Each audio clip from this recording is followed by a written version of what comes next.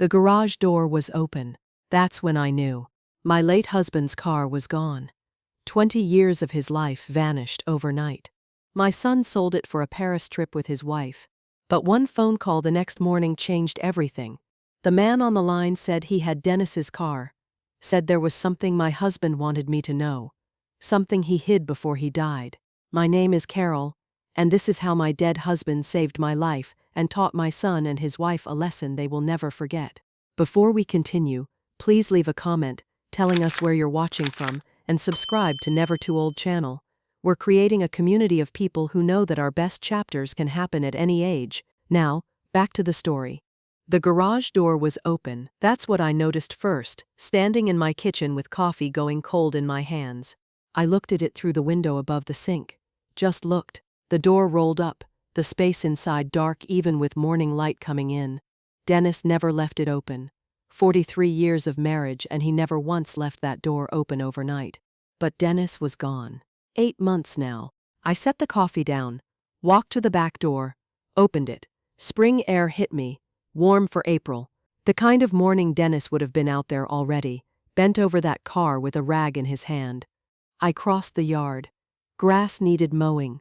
I kept meaning to call someone. The concrete was cold under my feet. I'd come outside in slippers. The oil stain in the center of the garage floor was dark and familiar. 20 years of the same car sitting in the same spot leaves a mark, but the spot was empty now. Just empty. I stood there looking at nothing. The workbench along the back wall was exactly how Dennis left it. His tools hung on the pegboard, each one outlined in black marker so he'd know where it went. His red toolbox sat closed on the bench. His work journal lay open next to it, pages filled with his small, careful handwriting. The car was gone. My chest went tight. I put my hand on the doorframe and breathed, in through the nose, out through the mouth. 43 years as a nurse, and I still used the same techniques I taught patients in the ICU. Breathe, think, act, but I couldn't think past the empty space. I walked to the workbench and picked up the journal. The last entry was dated 3 weeks before Dennis died. His handwriting looked tired, the letters looser than usual. Almost done.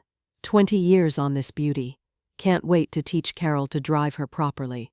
Our retirement road trip starts next summer. I closed the journal, put it back on the bench exactly where it had been. The garage still smelled like him.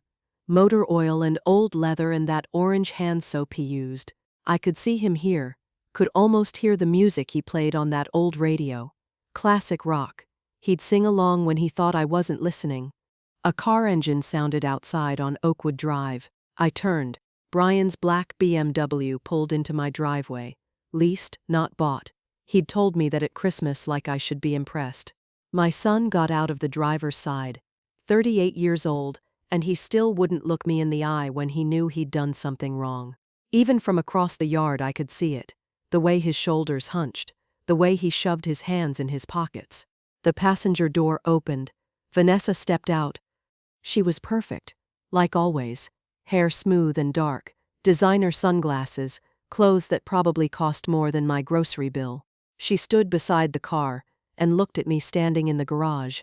Even with the sunglasses, I could feel her watching. Brian walked toward me. Stopped at the edge of the driveway. Mom. I waited. I need to talk to you about something. Where's the car, Brian? His jaw tightened. That's what I need to talk about. Where is it? I sold it. The words landed, but didn't make sense at first, like he'd spoken in another language, and my brain needed time to translate. You what? I sold it. Yesterday. He looked at the empty garage, then at the ground.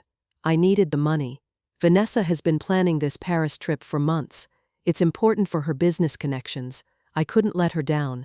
The tightness in my chest spread. My hands were shaking so I crossed my arms. That was your father's car. It was just sitting there. His voice went defensive, harder. Dad's gone, Mom. You don't even drive it. It was his. Was. Past tense. Brian finally looked at me. His eyes were red around the edges, tired. I got a good price for it too. $15,000. That's fair for a car that old. $15,000. For a car Dennis had spent every weekend working on. For a car he'd restored piece by piece over 20 years. for a car he'd promised would stay in the family. I wanted to yell, wanted to grab my son and shake him until he understood what he'd done, but 43 years in the ICU taught me to keep my voice steady even when everything inside was breaking. When did you take it? Yesterday afternoon. You were at the store. He still had his key, the one from when he lived here, before he moved out, before he met her. I never asked for it back, and Dennis always left the garage unlocked, said he wanted to be able to get in there quick if he thought of something. You should have asked me. Would you have said yes? No, I wouldn't have. Vanessa walked up then. She moved like she owned the driveway, the yard, the whole street, stood next to Brian and put her hand on his arm. Her nails were red and perfect. Carol, we're not discussing this. It's done. The car is sold. We leave for Paris tomorrow. I looked at her. Really looked. She'd been married to my son for 2 years and I still didn't know her. Didn't know where she grew up, or what her parents did, or anything real about her life before Brian. She smiled a lot, but it never reached her eyes. This is between me and my son. I'm his wife. What's between you and him is between all of us. Her voice was pleasant, reasonable, like she was explaining something simple to someone slow. Brian needed that money. The car was sitting unused. It made sense to sell it. It was his father's. His father is dead, she said it flat. Matter of fact, and Brian is trying to build a life. We both are. Surely you understand that. I didn't trust myself to speak, just looked at Brian. He wouldn't meet my eyes again. Vanessa's hand stayed on his arm, possessive. We'll send you photos from Paris, Vanessa said. She smiled. You'd love it there. The architecture, the museums, very romantic. The casual cruelty of that comment, like she didn't know what she was saying, or maybe she did. Brian shifted his weight. We should go. Still need to pack. Yes, Vanessa tugged his arm gently. We have an early flight. They walked back to the BMW. Brian glanced back once, just once, saw me standing there in Dennis's garage with my arms crossed and my slippers on. Then he got in the car. Vanessa's window rolled down. Take care of yourself, Carol. We'll see you when we get back. The BMW backed out of the driveway and drove away. I watched until it turned the corner at the end of Oakwood Drive. Then I was alone. I went back into the garage, stood in the center where the oil stain was. The silence was different without the car, emptier. The morning sun came through the open door and lit up dust in the air. I picked up Dennis's journal again, opened to that last entry. Read his words about teaching me to drive, about our retirement road trip, about 20 years of work finally finished. His coffee mug was still on the shelf, stained from years of use, handle worn smooth. I'd washed it after he died, but couldn't bring myself to put it away. Everything was here except the car. His tools, his workbench, his radio, the smell of him in every corner, and the empty space where the Shelby should have been. I closed the journal and held it against my chest. The sun was warmer now. Somewhere down the street a dog barked. A lawnmower started up. Normal sounds. Normal morning. 8 months of being a widow, and I thought I'd cried all the tears there were. But standing in that garage, holding Dennis's journal, looking at the empty space our son had left, I felt them coming again. I locked the garage door, turned off the light, walked back to the house with the journal still in my hands. The empty space where the Shelby should be looked like a wound. The phone rang at 7 in the morning. I'd been awake since 4. I was sitting at the kitchen table with Dennis's journal open in front of me, had been reading the same page over and over, the one where he documented replacing the carburetor, his handwriting so careful, his measurements exact. The phone kept ringing, unknown number. I almost didn't answer. Hello? Mrs. Bennett? A man's voice, rough around the edges like he'd been crying. This is Tom Graves from Graves Classic Auto. I have your husband's car. I sat up straighter. What? The Shelby. Your son brought it in Wednesday. I need you to come to the dealership, please. Right now if you can. There's something Dennis wanted you to know. My brain tried to make sense of the words. I don't understand. Dennis was my friend. A good friend. His voice cracked. I was at his funeral. I should have spoken to you then, but I couldn't. I'm sorry. Please, Mrs. Bennett, can you come? I remembered him now. Vaguely. A man standing in the back at the funeral home. Gray hair, dark suit. He'd left before I could greet anyone. Where are you? He gave me the address, industrial area on the east side of town. I wrote it down on the back of an envelope. I'll be there in 30 minutes. I got dressed, jeans and a sweater, found my keys, drove across town with my hands tight on the steering wheel. The morning traffic was light. I passed the hospital where I'd worked for 40 years. The parking lot was already full. The industrial area was all concrete and metal buildings. I found Graves' Classic Auto at the end of a long street. The building was clean, modern. Rows of vintage cars sat in the front lot behind a chain-link fence, all gleaming in the early sun. A man stood outside the main entrance. Gray hair, maybe 65, jeans and a button-down shirt. He was watching for me. I parked and got out. He walked toward me. His eyes were red. Mrs. Bennett, thank you for coming. You're Tom. Yes. He put out his hand. I shook it. His grip was firm but his hand was shaking. I'm Tom Graves. Your husband saved my life 25 years ago. I waited. He looked at the ground, took a breath. I needed a business loan. Had a dream of opening this place. No bank would touch me. Bad credit. No collateral. Just a dream and a lot of nerve. He looked up. Dennis co-signed for me. Risked his own credit and savings. For a stranger.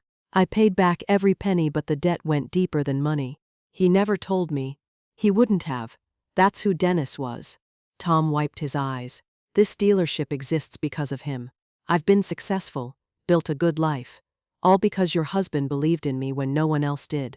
When your son brought that Shelby in Wednesday, I knew it the second I saw it. Tom's voice went rough. Dennis talked about that car every time we ran into each other. Car shows, auctions. He'd show me pictures on his phone. Tell me about the progress. He was so proud of it. Brian said he sold it. He did. To me. Tom looked sick. Your son had no idea what he was selling. I asked him if he knew the value. He said 15,000 sounded fair. My stomach dropped. What's it really worth? Tom met my eyes. Around $180,000. It's a documented 1967 Shelby GT 500. One of 2,048 ever made. Dennis restored it to museum quality. The number didn't make sense. Couldn't make sense. 180,000. Yes, ma'am. Brian sold it for 15. Yes. I sat down on the curb. Just sat. Tom sat next to me. We stayed like that for a minute. Neither of us talking. I bought it from him, Tom said finally. Paid him the 15,000 because he was desperate. Said something about a Paris trip with his wife. But Mrs. Bennett, that car was never mine to keep. Why are you telling me this? Because Dennis made me promise. 2 years ago. Tom stood, held out his hand to help me up. Come inside. There's something you need to see. He led me through the building to the garage. The space was huge, white floors, bright lights overhead. 3 cars sat in a row under covers. Tom stopped at the last one, pulled the cover back. The Shelby sat there gleaming, burgundy paint perfect, chrome shining. I walked toward it slowly, put my hand on the hood. The metal was cool and smooth. I could feel Dennis in every line. I opened the driver's door, sat in the leather seat. It smelled like the garage at home. The steering wheel was worn where his hands had gripped it. Tom leaned against the doorframe. 2 years ago, Dennis asked me to help him install something, a hidden compartment. I looked up. Why? He said if anything ever happened to him, I needed to make sure you knew about it. Made me swear. Tom gestured to the dashboard. Behind the radio. I didn't look inside. He said this was for you and only you. My heart was pounding. Tom showed me how to release the panel. Press here, pull there. The radio face came away and behind it was a space, dark and hidden. Tom stepped back, walked out of the garage, left me alone. I reached into the compartment. My hand touched paper. I pulled out a manila folder, thick and heavy. Under it was a sealed envelope. My name on the front in Dennis's handwriting, and at the bottom, a small wooden box with a key inside. I opened the envelope first. Dennis's handwriting filled the page. Dated 2 months before he died. Carol, if you're reading this, I'm gone. I'm sorry I didn't tell you while I was alive. You would have wanted to handle it together and I know that. But I needed to protect you from this until I had proof. I've been investigating Vanessa for 18 months. She's not who she says she is. Her real name is Vanessa Cortland. She's done this before, twice that I've found so far. In this folder is everything I've gathered. Photos, documents, contact information for her previous victims. Their stories are the same. She targets men with aging parents and family assets. She's going to target our house, Carol. That's her pattern. She'll convince Brian that you're declining, that you need care, that the house should be sold. Then she'll disappear with the money. I confronted her once, carefully, watching her reaction. She's very good at what she does. Brian doesn't see it. He won't believe me without ironclad proof, and I don't have it yet. The key in this box is for our safe deposit box at First National. Box 447. Inside are stock certificates I bought in 1994 as a favor to a patient. Check the current value. You're taken care of financially. Tom knows to call you if anything happens to this car. He's a good man. Trust him. Protect yourself. Protect our son. He's a victim in this too. I love you. I'm still protecting you. Dennis, I read it twice, my hands shaking. Dennis knew. He knew about Vanessa, spent 18 months investigating her, died before he could finish. I opened the manila folder. Inside were photos. Vanessa at a wedding with a different man. Older, gray hair. Another photo. Different wedding. Different man. Marriage certificates. Copies. Vanessa Cortland married Stanley Wright, Phoenix, Arizona, June 2019. Vanessa Cortland married George Murphy, Tampa, Florida, March 2021. Newspaper clippings. Local man reports elderly mother's life savings stolen by daughter-in-law. Another one. Family business sold in suspected fraud case. Pages of Dennis's handwriting. Notes about Vanessa's behavior. Questions she'd asked about our house, about my health, about our assets, dates and times. At the back, contact information. Phone numbers. Stanley Wright, Phoenix. George Murphy, Tampa. Dennis's final note at the bottom. Need more concrete proof before telling Brian. He won't believe me without it. She's too skilled. If you're reading this and I'm gone, please finish what I started. Protect our son. I closed the folder, held it against my chest. 8 months of me thinking I knew everything about our life together. 8 months of missing him and grieving him. He'd carried this alone. Tears came then. Not quiet ones, deep sobs that shook my whole body. I sat in Dennis's car, holding his investigation file, and cried for everything he'd tried to do. Tom came back after a few minutes, stood in the doorway, didn't say anything, just waited. I wiped my face, got out of the car, looked at him. He was protecting me even after he died. Tom nodded. That's who Dennis was. I need to call these men, Stanley and George. I need to know what happened to them. You can use my office. Take all the time you need. I looked at the Shelby, at the car Dennis spent 20 years building, at the secret compartment he'd installed with Tom, at the investigation he'd left for me to finish. She's not going to get away with this. No, Tom said. She's not. Stanley Wright answered on the third ring. His voice sounded tired, like he'd been expecting this call for years. I was in Tom's office. The door closed. Phone on speaker so Tom could witness. My hands were shaking as I dialed. Hello? Mr. Wright? My name is Carol Bennett. I'm calling because my son is married to a woman named Vanessa Cortland. Long silence on the other end. Then a heavy sigh. I wondered when this call would come. I gripped the edge of Tom's desk. Can you tell me what happened? Stanley was 58 years old. He told his story slowly, each word careful, like he'd practiced what to say if someone ever asked. He met Vanessa in the spring of 2019, community center where his mother volunteered. Vanessa was helping organize events. Charming, attentive. Started talking, she seemed genuinely interested in him. His wife had died 3 years before. He was lonely. They dated. She was patient, understanding, made him feel seen again. Married 6 months later. His mother had concerns, said something felt off. Stanley dismissed it, thought she was being overprotective. After the wedding, Vanessa started with small comments.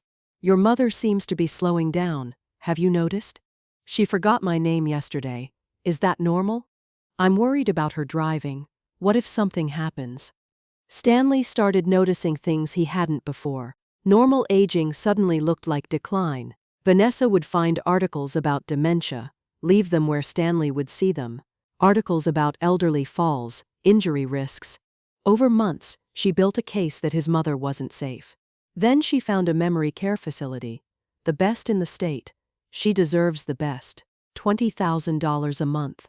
Only way to afford it was to sell his mother's house. Stanley convinced his mother it was for her safety. Sold the house she'd lived in for 42 years.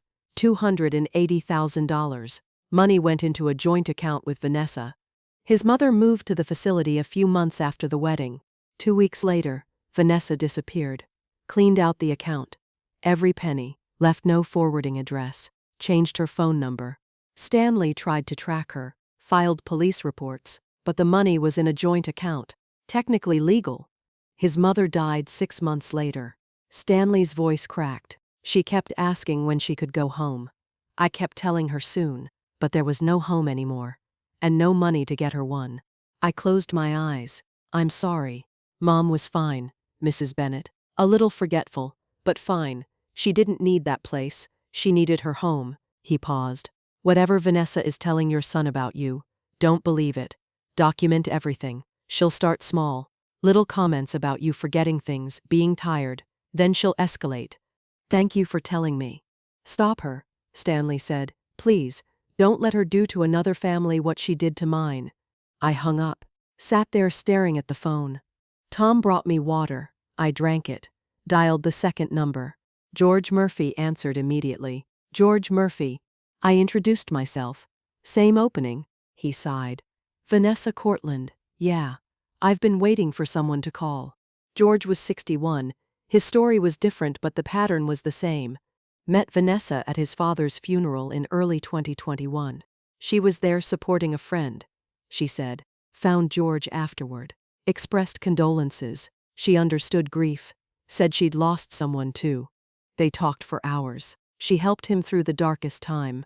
Started dating a month later. His friends said it was too soon. He didn't care. Vanessa made the grief bearable. Married 8 months later. His father had owned a small auto repair shop for 40 years. George inherited it but didn't want to run it. Too many memories. Vanessa suggested selling. It's too much stress. Sell it.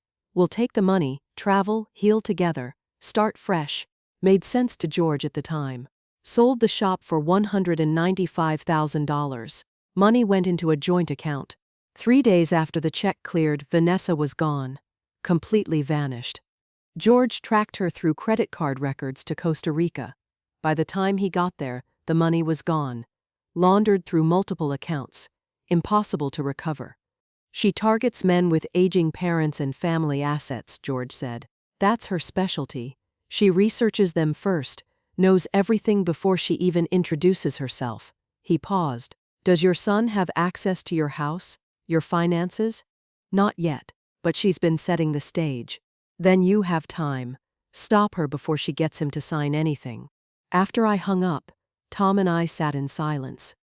Dennis suspected all of this, Tom said finally. He came to me 6 months before he died, asked me to help him, said he had a buddy, a private investigator, Peter Coleman. They were working together. Why didn't Dennis tell me? He said he needed ironclad proof. Said Brian was so in love, he'd never believe it otherwise. Tom pulled out a business card from his desk drawer. Peter's been waiting. Call him. I took the card. Peter Coleman, Private Investigations. A local number. First I need to go to the bank. First National was across town. I drove there with Dennis's investigation file on the passenger seat. The small wooden box with the key in my purse. The bank was busy. Friday afternoon.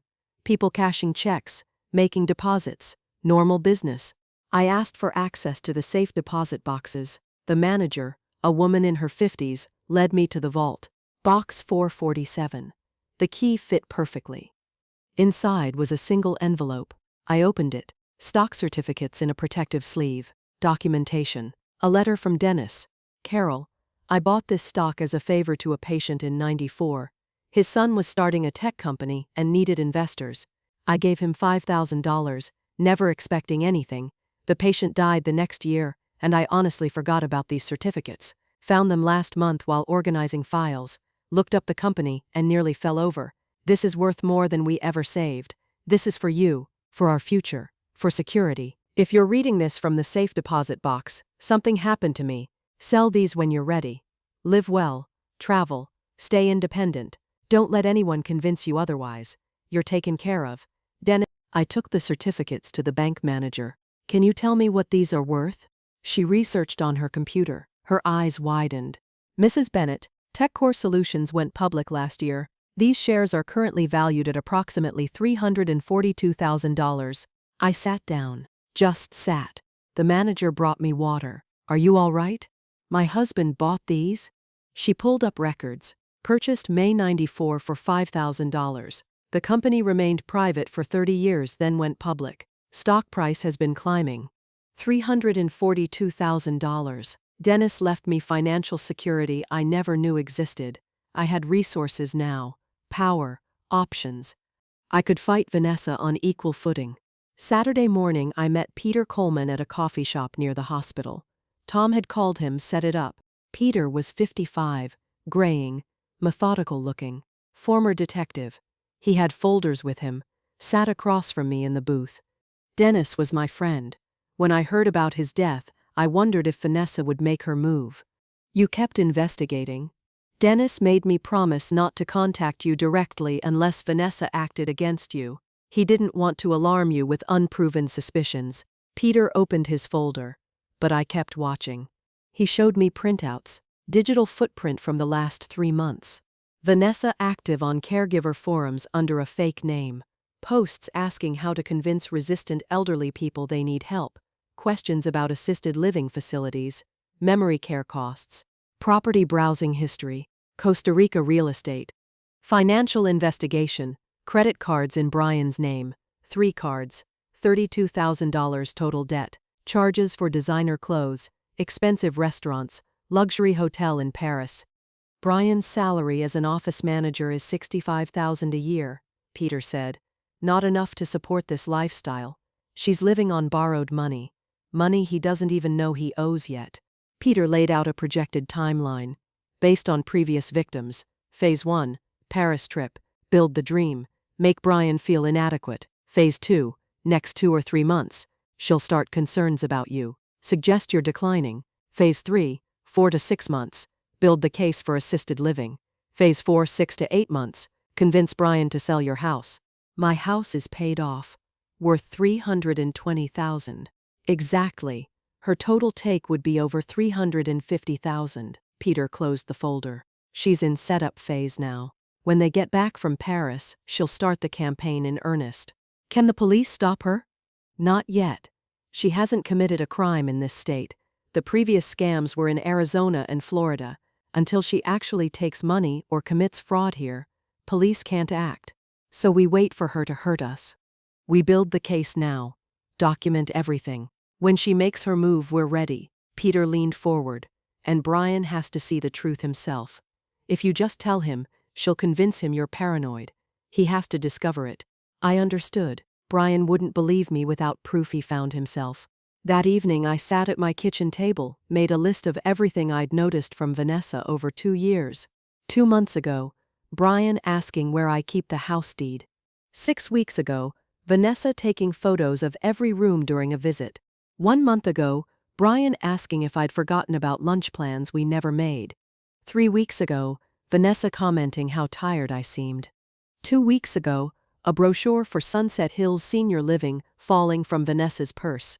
The pattern was there. Been building for months. Vanessa was creating a narrative that I was declining, preparing Brian to believe his mother needed help.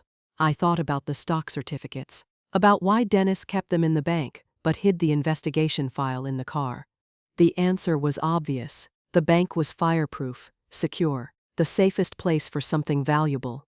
But the car was Dennis's private space. Vanessa never went in the garage, never showed interest in his tools or his work. She stayed in the house. The car was where Dennis could hide something he didn't want her to find. He thought of everything. I closed my notebook.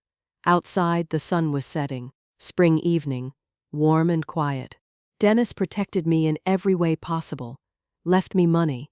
Left me evidence. left me people who would help. Now I had to protect Brian. They came back from Paris on a Tuesday, both tanned. Brian looked tired despite the vacation, stress lines around his eyes that hadn't been there before. I'd invited them for dinner, played the part perfectly, made pot roast, Dennis's favorite, Brian's childhood favorite too. They arrived at 6, Vanessa in clothes I'd never seen before, silk blouse, designer jeans, expensive bag. I hugged Brian at the door. He held on a second longer than usual. Vanessa's hug was quick, performative. We sat at the kitchen table, the same table where I'd raised Brian, the same chairs Dennis refinished 20 years ago. Vanessa controlled the conversation from the first minute. Paris was beautiful. The hotel in the Marais was stunning. They had lunch near the Louvre, dinner at a restaurant I couldn't pronounce. She painted a picture of the life they deserved, the life they should have. It was wonderful, Vanessa said, but it made me realize how much we're missing out on. Brian works so hard, and we have so little to show for it. She looked at me when she said it, the meaning clear. I kept my face neutral, past the potatoes. Brian jumped in. Mom, you should think about traveling too, seeing things. Maybe someday. Vanessa leaned forward. Carol, this house is really too big for one person. Have you thought about downsizing? Maybe something more manageable? There it was, the first direct move. I'm managing fine. This is my home. Of course. Vanessa's smile was pleasant, reasonable. We just care about your safety. The stairs, the yard work. It's a lot for someone your age. Brian nodded along. We worry about you here alone, Mom. I noticed he said we, not I. Vanessa's words coming out of his mouth. I appreciate the concern, but I'm fine. Vanessa let it drop, but I saw the calculation in her eyes. Seeds planted. She'd push harder next time. After dinner, we moved to the living room. Coffee and the apple pie I'd made. Vanessa excused herself. Bathroom? Down the hall? She was gone 10 minutes. I waited 5, then excused myself, found her upstairs, near Dennis's old office. The bathroom door was open and empty behind her. She jumped when she saw me. Oh, I got turned around. This house has so many rooms. The bathroom is downstairs, where it's always been. She laughed, touched my arm. Of course, silly me. Too much wine with dinner. I led her back downstairs, said nothing more. They left an hour later. Vanessa all smiles. Take care of yourself, Carol. We'll visit again soon. Brian hugged me goodbye. Love you, Mom. I watched them drive away, then went straight to my notebook. Wrote down every detail while it was fresh. Wednesday morning I called Brian. I need to talk to you about something. Can you come by? Just you. What's it about? Your father. Something I found in his things. Silence on the other end. Vanessa and I don't keep secrets, Mom. This is between you and me. Please, Brian. Long pause. Okay. This afternoon, I have to tell Vanessa where I'm going. That's fine. He arrived at 3, alone like he'd promised, but he looked nervous getting out of the car. I had coffee ready, Dennis's investigation file on the kitchen table. Brian saw it and his shoulders went tight. Mom, if this is about the car again, sit down, please. He sat, arms crossed, defensive before I'd even started. I took a breath, used my ICU nurse voice. Calm, authoritative, factual. Before I show you anything, I need you to listen. Really listen. Can you do that? This feels like an ambush. It's protection. I showed him Dennis's letter first, put it in his hands. Brian read it, color draining from his face. Dad was investigating Vanessa for 18 months before he died. His reaction was instant, anger, denial. Dad never liked her. He was paranoid about everything. This is ridiculous. I stayed calm. Look at the evidence. Spread the photos on the table. Vanessa at 2 different weddings with 2 different men. The marriage certificates. Vanessa Cortland married Stanley Wright. Vanessa Cortland married George Murphy. Brian stared at them. This could be anyone. Someone with the same name. Call them. Ask them about their wives. I handed him the paper. Phone numbers written in Dennis's careful handwriting. Stanley Wright, Phoenix. George Murphy, Tampa. You want me to call random strangers? They're not random. They were married to your wife. Before you? Brian stood, started pacing. This is insane. Vanessa wouldn't. She loves me. Then prove me wrong. Call them. Prove your father wrong. He grabbed the paper, crumpled it in his fist. I'm not doing this. Headed for the door. Brian, please. He turned. Why are you doing this? Can't you just let me be happy? My voice broke. Because your father died trying to protect you, and I'm not going to let his last months be for nothing. Brian slammed the door behind him. I watched him drive away. Didn't know if he'd call those numbers or go straight to Vanessa. Either way, the choice was his now. The waiting was the worst part. I sat at the kitchen table, couldn't eat, couldn't focus on anything. Peter called at 8 to check in. How did it go? He was angry. I don't know what he'll do. Give him time. The truth has to sink in. But time felt like it was running out. At midnight the phone rang. Brian's name on the screen. Brian? His voice was wrecked, raw. I called them, Mom. I called them both. He was crying. What did they say? Everything. Stanley's mother. George's father's shop. It's the same. Exactly the same story. My heart broke for him. I'm so sorry. I went home after I left your house. I was so angry. His voice shook. But I kept thinking about Dad, about those marriage certificates. So I decided to test her. Just ask simple questions. What happened? I asked where she grew up, what her maiden name was. Tell me about your family. He took a shaky breath. Her answers were different. Not just a little different. Completely different from things she told me before.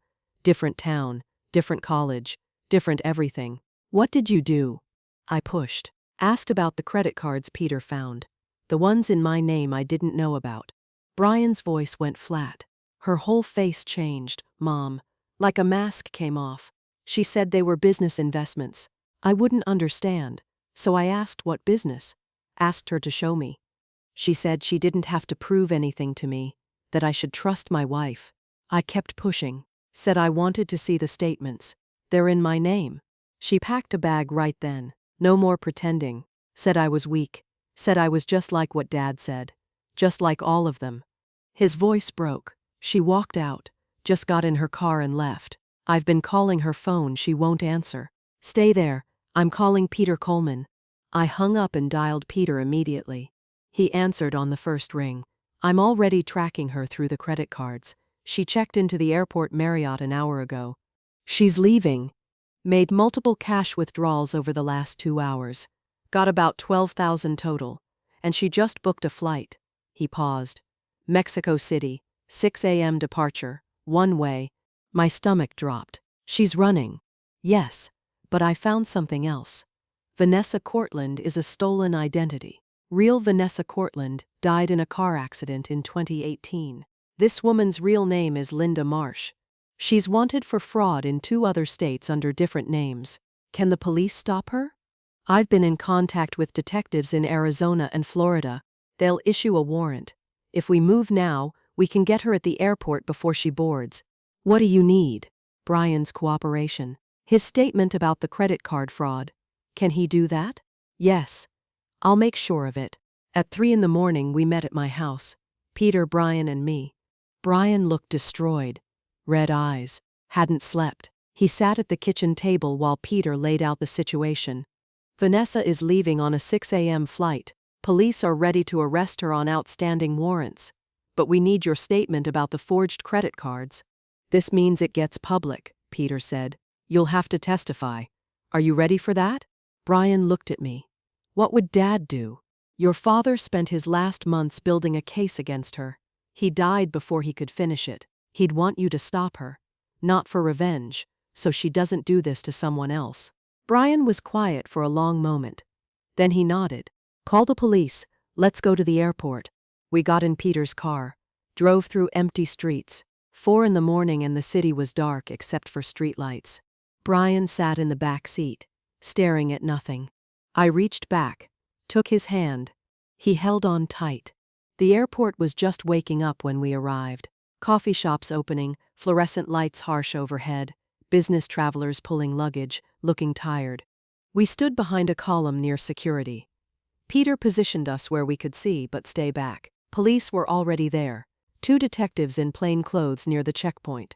Brian hadn't spoken since we got in the car, just stared ahead. I stayed close to him. 5:30. The security line started filling.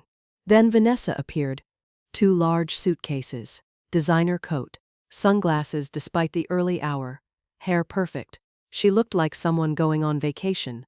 Calm, confident, phone in one hand, boarding pass in the other.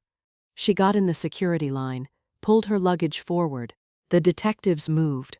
"Ma'am, we need to speak with you." Vanessa turned, saw them. For just a second her face changed. Then she smiled. "Is there a problem, officers?" The detective showed his badge. "We have a warrant for your arrest. Linda Marsh." Vanessa's smile froze. "I don't know who that is. My name is Vanessa Bennett." "Ma'am, please step aside." Vanessa looked around, calculating, saw the other detective blocking the exit. She ran, dropped her luggage, kicked off her heels, ran in stockings across the polished floor. Airport security caught her before she made it 20 feet, tackled her at the departure board. She fought, kicking, screaming, "Get off me! I haven't done anything." People stopped, watched, phones out. Police handcuffed her right there on the floor, read her rights while she thrashed. A detective opened her abandoned luggage, right there at the security checkpoint. Inside the first suitcase were clothes, toiletries, normal travel items. Inside the second were stacks of cash. Rubber banded, $48,000, the detective would tell us later. A passport with her photo, but different name. Linda Brennan. Documents, bank account numbers, external hard drive. The detective held up the passport. "Want to explain this?" Vanessa spat at him. They lifted her to her feet. She was still fighting when she saw us. Saw Brian standing 30 feet away, me beside him. She went completely still, then her face transformed. Pure rage. "You!" She lunged toward him. Police held her back. "You did this!" Brian flinched. "You're pathetic," Vanessa screamed. "Weak, stupid, just like the others. You really thought someone like me would want you. You're nothing, nothing." I stepped in front of Brian. "Not much, just enough." Vanessa turned on me. "And you, interfering old woman. This was mine, my score. 3 years I spent on this. You should have minded your own business and died already." Her voice echoed through the terminal. People staring, recording. I didn't react, just stood there. Kept my hand on Brian's arm. Police dragged Vanessa away. She was still screaming threats, her voice fading as they took her through security doors. Then she was gone. Brian stood frozen, shaking. "Let's go home," I said. 2 weeks later we were at the police station giving formal statements. Detective Ramirez explained what they'd found. Vanessa's real name was Linda Marsh. Born in Ohio, started running cons at 20. Small scale at first, graduated to identity theft and elder fraud. Vanessa Cortland was a stolen identity. Real Vanessa Cortland died in a car accident. Linda stole her identity and used it for the last 6 years. 5 previous victims they'd found so far. 2 before Stanley. The pattern going back 8 years. Charges filed in 3 states: Arizona, Florida, and here. Identity theft, fraud, theft by deception, forgery. The prosecutor expected a plea deal, 12 to 15 years federal prison.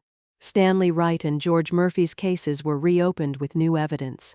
They might recover some funds through civil suits. Brian's credit card debt was mostly forgiven. Fraud claims approved. 1 month later, Brian showed up at my door with 2 suitcases. "Can I stay here? Just for a while?" "Of course." He took his old room, same room from high school. Posters still on the walls, football trophies on the shelf. Divorce was granted. Annulment, actually. Marriage never legally valid. Vanessa married under a stolen identity. Brian started therapy. Twice a week, Tuesday and Thursday evenings. Some days he was okay. Made breakfast, helped around the house, smiled occasionally. Some days he barely spoke, stayed in his room, came out only for meals. I didn't push, just kept the space safe, made his favorite foods, left lights on, kept coffee ready. Years as a nurse taught me about healing. It's not linear, It's messy, it takes time. 2 months after the airport, the prosecutor called. Vanessa took the plea deal. 12 years. Federal prison. I told Brian over dinner. He just nodded. Didn't say anything. That Saturday I found him in the garage. He was sitting on Dennis's old work stool, holding the work journal, tears running down his face. I stood in the doorway, waited. I found this on the workbench. His voice was thick. Started reading. He opened to a page from years ago. Dennis's handwriting filled it. Taught Brian to change the oil today. He's 12, old enough to learn. His hands are still small but careful. He listened to every word, so proud of him. Brian's hands shook, holding the page. Another entry from later. Brian came by to help with the engine rebuild. We worked all afternoon, barely talked, didn't need to. These are the days I'll remember. I barely remember this, Brian said. Working on the car with him. I was so young. I sat on the workbench beside him. He loved those days, talked about them all the time. I sold his car. Brian's voice broke. The car he spent 20 years on. For $15,000, for a trip to impress a woman who was planning to destroy our family. You didn't know. I should have known. Dad tried to warn me. Those last few months he kept asking about Vanessa, about our plans, about money. I thought he was being controlling. He wiped his eyes. Last conversation I had with him, we argued about her. I told him to back off, to let me live my life. He died a week later. I never apologized. My throat was tight. He knew you loved him. Brian shook his head. How could he? I chose her over him, over you, over everything he taught me. I pulled out the letter Dennis had left in the car, the one about needing proof before telling Brian. I'd been carrying it with me, waiting for the right moment. Read this. Brian took it, read Dennis's words about not wanting to break his heart without ironclad proof, about loving him, about Brian being a victim too. He understood, I said. He knew Vanessa was good at what she did. He didn't blame you. Brian broke down completely, deep sobs that shook his whole body. I held him. All those years being a mother, holding my son through every pain. This one cut the deepest. We sat in the garage for a long time, surrounded by Dennis's tools, his workbench, his radio, the smell of motor oil and old leather. Eventually Brian's tears stopped. He wiped his face with his sleeve. I wish the car was still here. His voice was raw. I'd learn everything about it, the way Dad wanted me to. I didn't say anything, just squeezed his shoulder. He closed the journal carefully, put it back on the workbench exactly where Dennis had left it. We walked back to the house, evening coming on, spring turning to summer, the air warm and thick. Inside, I made dinner. Brian set the table without being asked. The house felt different, not empty anymore, not quite whole yet either, but healing, slowly. I paid off Brian's remaining debt the week after Vanessa was sentenced. $5,000. What the fraud claims didn't cover, wrote the check and didn't mention it again. The stock certificates from Dennis gave me choices I never expected. $342,000, more money than we'd saved in our entire marriage. I thought about what to do with it.